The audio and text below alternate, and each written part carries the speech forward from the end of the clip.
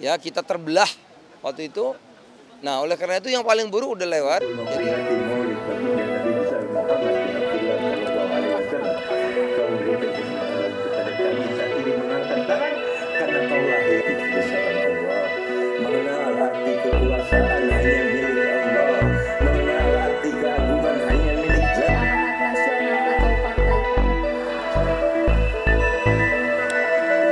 mengalami pemilu paling keras itu udah lewat.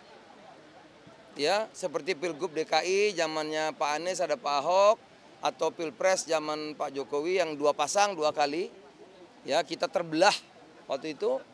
Nah, oleh karena itu yang paling buruk udah lewat. Jadi insya Allah percayalah, yakinlah, menurut saya pemilu 2024 mendatang ini akan berlangsung dengan baik. Ya, saya beri judul kompetisi persaudaraan. Nah, gitu.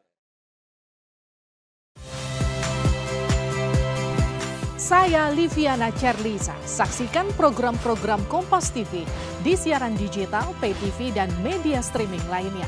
Kompas TV, independen, terpercaya.